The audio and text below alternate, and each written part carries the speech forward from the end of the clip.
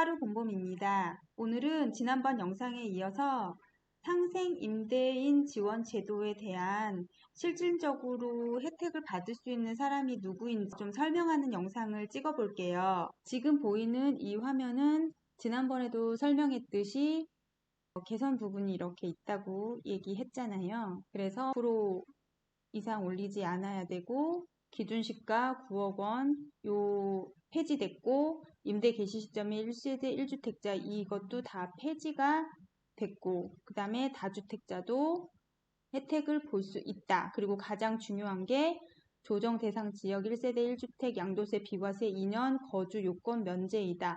이게 있죠. 그런데 이 혜택을 받기 위해서는 직전 계약이 있어야 하고 직전 계약은 최소한 1년 6개월은 지속해야 하며 이 직전 계약이 끝난 다음에 다음 계약이 바로 상생임대 계약인데 이 계약은 최소 2년이 유지되어야 하고 그 계약을 맺는 기간은 2024년 12월 31일 이전까지는 계약을 해야 되며 계약금을 받아야 된다는 얘기죠. 이게 이 테두리에 맞춰서 임대를 놓으면 전월세가 안정이 될 거라고 생각을 해서 정부가 이런 착한 임대인 지원 제도를 내놨습니다. 그러면 과연 이거를 어떤 분들이 활용을 할 수 있는지 그걸 좀 찾아봤거든요. 그걸 지금부터 한번 볼게요. 먼저 케이스별로 생각을 해봤는데요. 제목이 여기 써있죠. 상생임대인 누가 가장 많은 혜택을 받을까요? 제가 케이스를 4가지 정도로 생각을 해봤는데 이 4가지에 포함되지 않는 분들도 굉장히 많아요. 왜냐면 자기 상황들이 다 다르기 때문에. 근데 활용을 하실 수 있는 분들이 어떤 분들이고 또 누가 가장 활용을 쉽게 하실 수 있는지 또 효과를 많이 보실 수 있는지 이 영상을 보시면 내가 어디에 해당되는지 좀 대입을 시켜보면은 도움이 되지 않을까. 그래서 한번 마련해 봤습니다. 먼저 고가주택, 2주택 가지신 분들 이분들은 어떻게 할까요? 뭐 신문에 많이 나오죠. 음마아파트를 하나 가지고 있고 마레프를 하나 가지고 있고 뭐 이러신 분들이 있잖아요. 2개나 3개 가지신 분들 이런 분들이 그러니까 주택수가 너무 많지 않으면 최종적으로 하나 정도는 남길 수 있는 여지가 있는 분들이잖아요. 좀 아깝긴 하지만 이런 분들은 이 상생임대인 제도를 이용을 하는 거예요. 어떻게 하냐면 서울의 고가주택 2채를 가지고 있는 A씨가 2주택자라서 세금 부담이 많은데 둘 다 입지가 좋은 똘똘이라서 그 세금을 다 내고 팔기가 아쉽습니다. 이럴 때는 증여를 하는 거죠. 물론 증여세는 많이 나오겠지만 그래도 장기적으로 봤을 때는 좀 더 서울에 있는 입지 좋은 것들은 좀 떨어질 확률이 없기 때문에 자녀한테 주고 싶은 거죠. 증여를 하고 그 자녀가 성인이 되어서 세대 분리가 되면 1세대 1주택이 되는 시점이 있습니다. 그러니까 미성년 자녀한테도 줘도 되는 거죠. 증여를 받으면 이제 집주인이 바뀌잖아요. 그 바뀐 집주인하고 상생 임대인 조건에 맞는 기간에 임대차 계약을 세팅을 해 놓는 겁니다. 그러니까 아까 설명한 2024년도 12월 31일 전까지 상생 임대인 계약을 하는 거죠. 그러고 나서 2년 후에 팔면 되는데 2년 후에 팔든지 언제든 팔든지 자녀가 1세대 1주택이 되었을 때 그때 팔면은 비과세 혜택을 받을 수 있다라는 거죠. 그러면 현재 성인인 자녀한테도 당연히 되고 미성년인 자녀한테도 되고 그 임대차 계약만 잘 지켜서 그 조건을 만족시켜 놓으면 되는 거죠. 근데 완화된 기준에 의하면 9억 원 금액 기준이 사라졌잖아요. 그러니까 고가주택도 그게 가능하다는 거죠. 30억짜리 집을 뭐 20억에 전세를 줬는데 5%만 올리고 임대 조건을 만족시켜서 좀 가지고 있으면 그 차익에 대한 비과세가 가능하다는 거죠. 이런 분들이 이용을 하면은 좋으실 것 같아요. 절세가 되는 거죠. 그리고 일반 2주택자는 이거에 대한 기준이 사람들마다 다르겠지만 아까 예를 든 것처럼 그렇게 고가주택이 아니라 그냥 경기도권이나 강남권이 아닌 그냥 일반 주택을 2주택자를 가지신 분들은 하나는 실거주, 하나는 임대 이런 형태인 분들이 많으시잖아요. 근데 여태까지 비과세를 받기 위해서는 무조건 마지막 주택에 들어가서 살아야 하는데 이제 그게 없어진 거예요. 그래서 여기 화면에 보시면 경기도의 조정 대상 지역에 2주택을 가진 B씨가 있습니다. B씨는 한 주택에서 실거주를 하고 있고 나머지 한 주택을 임대를 주고 있는데 양도차익이 큰 주택을 마지막으로 남겨서 비과세를 받는 게 돈을 많이 벌 수 있는 전략이잖아요. 근데 마지막에 남는 주택이 자기가 실거주를 할 수 없는 주택이면 참 답답한데 요번에 실거주 의무를 없애버렸기 때문에 이게 가능한 겁니다. 그래서 지금까지는 무조건 마지막에 남는 주택에 거주를 해야 했지만 이제는 그렇지 않습니다. 둘 중에 양도 차익이 큰 주택에 거주를 할 수 없는 상황이라면 상생임대인 제도가 딱입니다. 제가 보기에는 이런 사람들한테 되게 필요한 제도인 것 같아요. 그래서 거주 중인 주택을 먼저 매도하고 이거는 과세를 해야 되겠죠. 2주택인 상태에서 매도를 하니까. 그렇지만 나머지 한 주택이 시세 차익이 크면 그 주택을 비과세를 받을 수가 있는 거죠. 거주하지 않아도. 그게 가장 큰 장점입니다. 그래서 본인은 다른 집에 임차를 들어가고 나머지 양도 차익이 큰 주택을 상생임대인 비과세를 받으면 되는 거죠. 굉장히 뻑뻑한 조건이 없어진 거예요.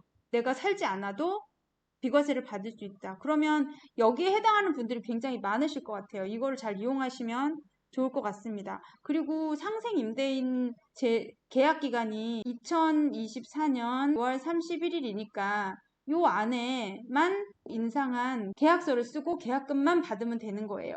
그러니까 2024년 10월 31일 요 날 계약금을 받고 계약서를 쓰고 해도 2년만 그 계약이 유지가 되면 비과세를 받을 수가 있는 거죠.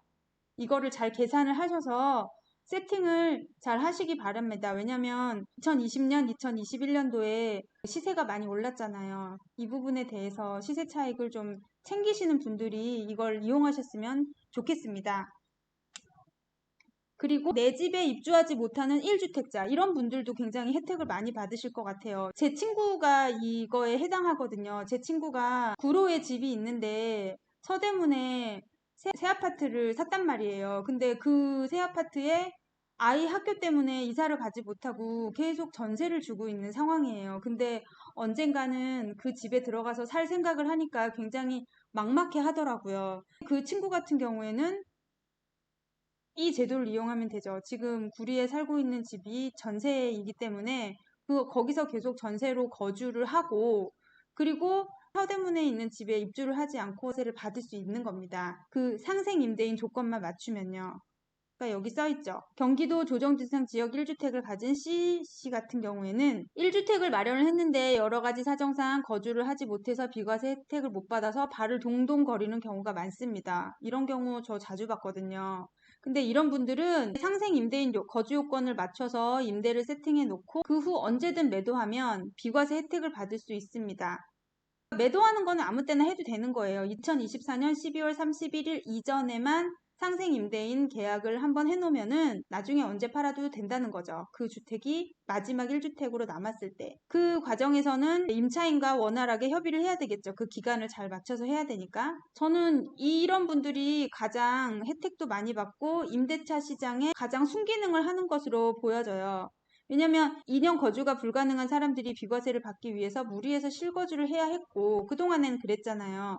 이 과정에서 현재 살고 있는 세입자를 내보내야 되니까 그 세입자와의 분쟁도 많았던 게 사실입니다. 이제 거주 의무가 사라지기 때문에 세입자가 내쫓기는 일도 없고 원치 않는 실거주를 하지 않아도 될 것으로 보이는 거죠. 이런 효과를 노리고 정부가 전월세 안정화를 유도하는 정책으로 혜택을 좀 더 확대한 것 같아요. 이런 분들은 잘 이용하시면 좋을 것 같아요. 그리고 무주택 갭 투자. 이게 신문에서 나와서 한번 올려봤는데요. 사실 이런 사람들은 많지 않을 것 같아요. 갭 투자자잖아요. 갭을 끼고 사는 거. 무주택자이면은 갭 투자로 집을 한 채 사면 그게 1세대 1주택이 되잖아요. 그러면은 이거를 비과세를 받을 수 있겠죠. 가장 쉽게 비과세를 받을 수 있을 겁니다. 그런데 제가 투자자들을 많이 만나봤는데요. 이런 분들은 없어요. 굉장히 각오가 되어 있고 자기는 전월세 살면서 투자로만 돌리겠다 이런 분들이 생각보다 많지 않거든요. 왜냐면 우리는 투자 수익도 좋지만 안정적인 생활을 하는 게 더 큰 목표잖아요. 이론적으로는 가능하지만 현실적으로 봤을 때 많지 않습니다. 보통 내 집 없는 부자는 없다라는 말이 있잖아요. 저는 이 말에 굉장히 공감하거든요. 일단 내 집이 있어야 돼요. 그 시세가 오르든 안 오르든 일단 주거가 안정이 되어야 그 다음에 투자도 하고 뭐 사업도 하고 그렇다라고 생각을 하거든요. 내 집이 없이 뭔가를 하는 건 불안한 거예요. 그래서 안정적인 내 집 마련이 먼저 선행되어야 투자도 가능하다는 거죠. 그리고 무주택인 상태에서 상생 임대인 제도를 이용해서 성공하려면 최소 3년 6개월의 시간이 필요합니다. 직전 계약이 1년 6개월이고 상생 임대인 계약이 2년이 유지가 되어야 그 다음에 매도했을 때 비과세가 되는 거잖아요. 그러니까 시간도 필요한 거죠. 근데 무주택이고 내 집도 없는 상황에서 갭 투자로만 하는 분이 이 시간을 견디면서 지금 경제 상황도 안 좋은데 투자로 물건을 먼저 사서 이렇게 돌리는 거는 모험심이 필요한 거거든요. 그래서 기사에 보면 상생 임대인으로 인한 무주택자의 갭 투자가 성행할 것이다. 제가 이런 뉴스도 봤는데 이런 분들은 그렇게 많지는 않을 거예요. 오히려 집을 좀 많이 가지고 계신 다주택자분들이 이거를 이용하려고 머리를 쓰는 경우가 더 많지, 무주택자분들 어떻게 보면 무리수를 두는 거죠. 실거주가 아닌 집을 가지고 비과세를 받는 거는 이론적으로는 가능합니다. 이거에 내가 자신 있다 하시는 분들은 한번 도전해 보시는 것도 괜찮을 것 같아요. 정부가 발표한 원문에 보면 다주택자도 혜택을 받을 수 있다라고 설명을 했는데, 일단 다주택자 중에는 그냥 일반적인 다주택자도 있고 임대사업자분들도 계십니다. 임대사업자분들은 구체적인 법이 나와야 될 것 같아요. 그거는 아직 좀 명확하지 않은 것 같아서 설명을 드리기가 좀 조심스럽고요.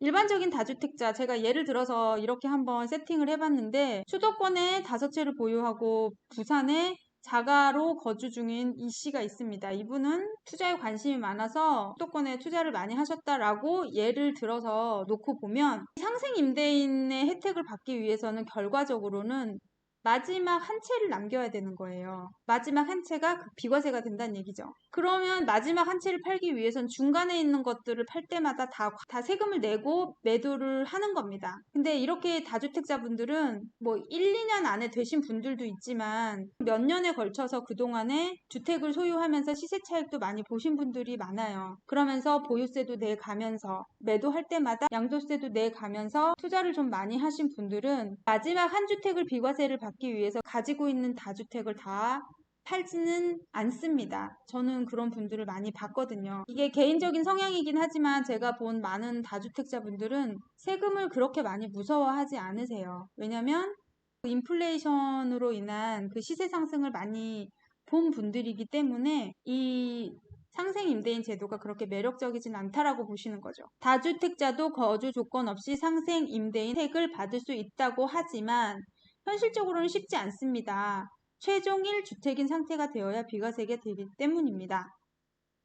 그러면 서고가주택 비과세를 받기 위해서 기존 주택과 실거주 주택을 다 매도해야 하는데 그게 쉽지가 않은 거죠. 2주택자나 3주택자 같으면은 최종 1주택을 비과세를 받으려고 시도는 해볼 수 있어요. 마지막에 남은 최종 1주택이 시세 차익이 크다라고 하면 시도를 해볼 수 있는데 이런 분들도 그렇게 많지 않죠. 그리고 주택이 많은데 마지막 비과세 혜택을 받으려고 그 주택을 다 매도하면 결과적으로 자산이 축소되는 결과로 나올 수도 있습니다.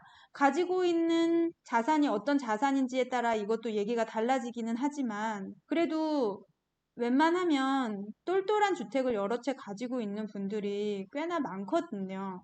혹시 연세가 있어서 자산을 정리하는 차원에서 1주택만을 남길 수는 있습니다. 왜냐면 나이가 들면 관리하기도 힘들고 임차인 있는 거 너무 싫고 스트레스 받고 하면 가지고 있는 것들을 정리를 해서 현금화하거나 뭐 그러신 분들이 있는데, 반면에 한창 경제활동을 하고 자산을 증식하는 30, 40대 혹은 50대 초반의 다주택자들은 그렇게 하지 않죠. 5%만 올리는 게 아니고 시세대로 올려받아서 그 돈을 가지고 다른 또 부동산에 투자를 하는 경향이 더 강합니다. 어쨌든 다주택자분들은 결과적으로 주택을 다 처분해야지 혜택을 받을 수 있는 제도이기 때문에 그닥 매력적이지는 않아 보입니다. 그래서 결론을 보면 상생 임대인 제도를 가장 잘 활용할 수 있는 사람이 누구일까요? 라고 생각을 해보면 아까도 설명드렸듯이 2주택자이거나 사정상 거주를 하지 못하는 1주택자가 아닐까 싶습니다. 그리고